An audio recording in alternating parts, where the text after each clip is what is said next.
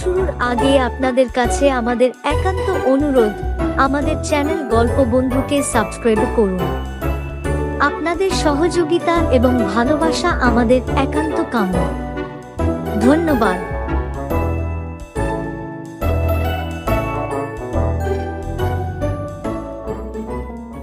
জাপানি বোমার ভয়ে কলকাতা অর্ধেক খালি করে একবার মানুষ ঊর্ধ্বশ্বাসে গ্রামে ছুটে গিয়েছিল। আমরাও গিয়েছিলাম আটঘরায়। তারকেশ্বর থেকে খুদে রেল বিপিআর এ চড়ে আটঘরা মাইল 7 রেলগাড়ি উঠে গিয়ে এখন অবশ্য বাস চলছে। যেমন তখনকার 3টে চালাঘর নিয়ে হাই স্কুলটা এখন বিরাট 3তলা পাকা বাড়ি। আটঘরার সঙ্গে পাশে গ্রাম বকদিঘির আমাদের এই বাৎসরিক ক্রিকেট ম্যাচের পত্তন সেই সময় থেকেই। তখন বাংলায় জমিদাররা ছিল, আটঘরায় ছিল সিংহরা আর বকদিঘিতে মুকুটজের। কর্নওয়ালিস যেদিন থেকে জমিদার তৈরি কাজে হাত দেন সেদিন থেকেই নাকি সিংহ আর মুকুটজেদের মধ্যে বিশাল ঝগড়া, খুনোখুনিরও পত্তন। কালক্রমে সেই বিবাদের চেহারা বদল হতে হতে অবশেষে দ্বিতীয় বিশ্বযুদ্ধ থেকে সেটা বাৎসরিক ক্রিকেট ম্যাচের রূপ নেয়। ডিসেম্বরে বড়দিনের সপ্তাহে ম্যাচটি খেলা হয়। এ পর্যন্ত ফল আটঘরার 12টি জিত আর বকদিঘির 13টি। একটিও ড্র হয়নি। খেলাটা হয় হোম অ্যাওয়ে প্রথায়। এক বছর বকদিঘির ফুটবল মাঠে, পরের বছর আটঘরার রথতলায়। এত বছর ধরে খেলা হচ্ছে তাই দুই গ্রামের লোকই ক্রিকেটে বেশ রপ্ত হয়ে গেছে। মেডেন ওভারে যেমন হাততালি দেয়, এমনকি খোঁচা মেরে রান পেলে মুচকে হেসেও ফেলে। বকদিঘির উইকেট কিপার পঞ্চুকলুর বউ বা আটঘরার দৈত্য প্রমাণ ফাস্ট বোলার চণ্ডী কম্পাউন্ডারের মাও এই খেলা দেখতে মাঠে আসে। যাদের মাঠে খেলা তারাই লাঞ্চ দিত বিপক্ষকে। কিন্তু বছর 6 আগে বকদিঘির লাঞ্চ খেয়ে আধ ঘন্টার মধ্যেই আটঘরার পুরো টিমটা ফিল্ড করার বদলে মাঠ ছেড়ে পাশের ঝোপঝাড়ে ভরা মাঠে জরুরি কাজে ফিল্ড করতে ঘন ঘন ছুটে যাওয়ায় আটঘরা হেরে যায়। তখন থেকেই নিজেদের লাঞ্চ নিজেদের এই রীতিটি চালু হয়। খেলার 7 দিন আগে থেকেই সিংহ আর মুকুটজে বংশের লোকেরা গ্রামে আসতে শুরু করে। একজন লোকসভা সদস্য সেবার হাজির। ম্যাচের নিয়ম, 2 জন আম্পায়ার থাকবে দুপক্ষ থেকে। আটঘরা হাই স্কুলের অঙ্কের মাস্টারবাবু বুদ্ধদেব বাবু গত 3 বছর আম্পায়ারিং করেছেন, কিন্তু এবার তিনি নারাজ। গত বছর তার দেওয়া 3টি রান আউট, 2টি এলবিডব্লিউ আটঘরার 5 উইকেটে হারাতে প্রভূত সাহায্য করে। মাস তারিখ তিনি হাট, পোস্ট অফিস, হেলথ সেন্টার কোথাও যেতে পারেননি। কানাঘুষো শোনা যায় বকদিঘি স্কুলের সেক্রেটারি বনমালী মুকুটজে নাকি অ্যাসিস্ট্যান্ট হেডমাস্টার পদে যোগ দেওয়ার জন্য বুদ্ধদেব বাবুর কাছে লোক পাঠিয়েছিলেন। কেউ কেউ বলে, জানিস পঞ্চু, কলু নাকি প্রতি মাসে 1 কেজি নির্ভেজাল তেল বুদ্ধ স্যারকে পাঠাচ্ছে। আমি পরমেশদা মানে পরমেশ সিংহ আর কি, আর নন্তু দত্ত প্রচুর অনুনয় বিনয় করেও বুদ্ধদেব বাবুকে রাজি করাতে পারলাম না। তার এক কথা, আমি vilified by my friends and neighbors, even by my pupils also. Honestly umpiring করে this price দিতে হলো। হ্যাঁ, বলে কিনা সরষের তেল দিচ্ছে, আমি কিনা ব্রাইবার। নন্তু দত্তই শেষে প্রস্তাব দিল, ও পরমেশ দা, আমি বলছি কি, চলো না একবার গোপীনাথ বাবুর কাছে যাই। পার্লামেন্টের মেম্বার, তার উপর উনি সিংহ নন, সুতরাং নিরপেক্ষ। ওনার ডিসিশনের ওপর কথা বলবে এত সাহস গোটা হুগলি জেলার কারণ নেই। গোপীনাথ ঘোষের কাছে গিয়ে কথাটা পারা মাত্রই তিনি রাজি। আমরা মুখ চাওয়াচাওয়ি করলাম। এত তাড়াতাড়ি তিনি রাজি হবেন এটাই ভাবিনি।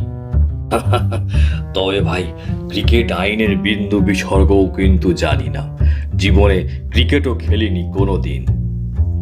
এক গাল হেসে এমপি গোপীনাথ ঘোষ বললেন, আর পরমেশদা একজন এমপি আম্পায়ার মাঠে নামানোর কৃতিত্ব থেকে আটঘরাকে বঞ্চিত করতে রাজি নয়। তিনি বললেন, তাতে কি হয়েছে? এখনো তো 4 দিন হাতে রয়েছে। আ থেকে বিসর্গ চন্দ্রবিন্দু পর্যন্ত আইন আপনার জানা হয়ে যাবে। আমার কাছে তো ইউজিডেন আছে, জলের মতো সোজা। সংবিধানের ধারা উপধারা তার থেকেও সরল ব্যাপার। নন্তু দত্ত বলল, আরে স্যার, শুধু মুখস্থ করে ফেলুন। আপনার মতো লোক, যার সঙ্গে বাঘা বাঘা মিনিস্টাররা পর্যন্ত আইন টাইন নিয়ে ডিবেট করতে ভয় পায়, তার কাছে উইজডেন তো তুরির পটাশ শব্দ মাত্র। আমি বললাম, আসলে যেটা দরকার তা হলো ব্যক্তিত্ব। ওটা থাকলে কেউ আর ট্যাফও করতে সাহস পাবে না। বকদিঘির পতু মুখুজ্জে টেটিয়া ক্যাপ্টেন, আম্পায়ারকে ঘাবড়ে দিতে দারুণ ওস্তাদ। আপনার মতো ব্যক্তিত্ববান রাশভারী লোকে মাঠে থাকলে না, আরে বুকের পাটা স্যার, শুধু এইটুকু, আপনি যা বলবেন সবাই মানতে বাধ্য। এই কথাটা আর উইজডেন, এই দুটো মনে রাখা, তাহলেই তো আম্পায়ার। গোপীনাথ ঘোষ শুনতে শুনতে মাথা নেড়ে গেলেন। আমরা অনেকটা আশ্বস্ত হলাম। পরদিনই পরমেশ দ্বারা আমি উইজডেন নিয়ে গেলাম।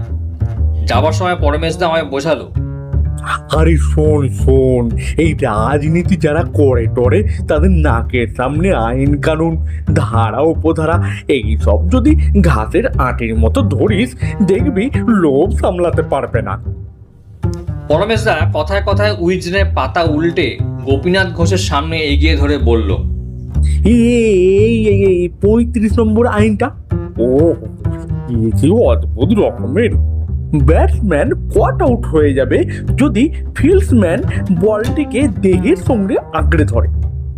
আবার উইকেট কিপারের প্যাডের মধ্যে বল ঢুকে গেলেও কট আউট হবে। আচ্ছা কাণ্ড, আঁকড়ে ধরা আর ঢুকে যাওয়া দুটো কি এক হলো? বটে, ইন্টারেস্টিং তো। এই যে 20 নম্বর আইনটা, এইটা দেখুন, 20 নম্বর আইনের 4-এর উপধারা। এখানে বলছে আম্পায়ারের গায়ে লাগলে সেটা বাউন্ডারি নয়। হ্যাঁ, তাই নাকি? যদি হতো তাহলে তো আম্পায়ারকে লক্ষ্য করেই সবাই বল পেটাতো। কি সর্বনাশ! খুব ভেবেচিন্তে আইন করেছে দেখছি। কই দেখি বইটা। আমরা প্রচুর আশ্বস্ত হয়ে বইটা ওর হাতে তুলে দিয়ে চলে এলাম। খেলার আগের কটা দিন আমরা দুবেলা করে যেতাম। উনি এক গাল হেসে শুধু বলতেন, দারুণ বই, এই মুখস্থ হয়ে এলো প্রায়। খেলার দিন গোপীনাথ ঘোষ উইজডেন হাতে এলেন। মাঠের ধারে চেয়ারে বসে মন দিয়ে পড়তে শুরু করলেন। দেখে একটু দমে গেলাম। এখনো মুখস্থ হয়নি, তার উপর প্রকাশ্যে এইভাবে পড়তে দেখলে বকদিঘির লোকেরাই বা কি ভাববে। সব রকম ভেবেচিন্তেই দেখছি আইন করেছে। বল আম্পায়ারের গায়ে লাগলে ডেড হবে না, তার পকেটে কি কাপড়ে চোপড়েও কোথাও আটকে গেলে তবেই হবে। উফ, কি দূরদৃষ্টি! এবার পার্লামেন্টের লাইব্রেরিতে উইজডেন রাখার জন্য মশান আনবো। গোপীনাথ ঘোষকে থামিয়ে নন্তু দত্ত শুধু মনে করিয়ে দিল, স্যার, যেটা বলছি, ওই ব্যক্তিত্বের কথাটা ভুলে যাবেন না জানো। পতু মুখুজ্জের গলা শোনা গেল, বলি, তোদের আম্পায়ার কে হবে রে? পরমেশ দা উদাসীন ভঙ্গিতে বলল, ও পার্লামেন্টের কোম্পানি ল সাব কমিটির মেম্বার গোপীনাথ ঘোষ আমাদের আম্পায়ারিং করবেন। তো তোমাদের? পতু মুখুজ্জে কেমন যেন চুপসে গেল, আমতা আমতা করে বলল, আমাদের তো বরাবরের মতোই হরিশ কর্মকার। বকদিঘি ড্রামাটিক সোসাইটির প্রম্পটার হরিশ কর্মকার। টসে জিতে বকদিঘি আমাদেরকে ব্যাট করতে দিল। মেপে পা ফেলে গোপীনাথ ঘোষ উইকেটের দিকে এগোলেন। অবয়ব থেকে রাশ ভারিত্ব বিচ্ছুরিত হচ্ছে। তার পেছনে হরিশ কর্মকার যেন বাঘের পেছনে ফেউ। বকদিঘির ফিল্ডাররা এমনই বমকে গেছে, যে অন্যান্য বারের মতো ক্যাচ লোফালোফি করে মাঠে নামতে পর্যন্ত ভুলে গেল। শুধু তাই নয়, কারণে অকারণে বকদিঘির বোলার, উইকেট কিপার, বলতে গেলে প্রায় গোটা টিমটাই চিৎকার করে যেরকম অ্যাপিল করে থাকে, এবার তার কিছুই হলো না। এমন নিঃসাড়ে খেলা হতে লাগলো যে আটঘরার ব্যাটসম্যানরা নার্ভাস হয়ে পড়ল। বকদিঘির বোলার মুকুন্দ মালখান্ডি যখন আপিল করে, আশপাশের গাছ থেকে পাখিরা ভয়ে উড়ে যায়। মুকুন্দ শুধু এবার একবারই আপিল করেছিল এবং অত্যন্ত সম্ভ্রম ভরে, নম্র এবং এতই মৃদু কণ্ঠে যে গোপীনাথ ঘোষ তা শুনতেই পাননি। সোজা তাকিয়ে রইলেন গম্ভীর মুখে। মুকুন্দই শুধু নয়, হরিশ কর্মকার পর্যন্ত সেই রাশভারী মৌন নাকচে এতই জড়সড় বোধ করলো যে পরের ওভারে আমার উইকেটের সামনে রাখা পায়ে সোজা বল এসে লাগলেও কর্মকার নট আউট বলে দেয়। আটঘরার ইনিংস 112 রানে শেষ হলো। বকদিঘির প্রথম উইকেট পড়ল 0 রানে। পতু মুখুজ্জে অফ স্টাম্পের বাইরের বল কাস্তে চালাবার মতো করে কাট করতেই খিচিং অর্থাৎ স্নিক। উইকেট কিপার ক্যাচ ধরেই আপিল করলো এবং গোপীনাথ ঘোষ আঙুল তুললেন।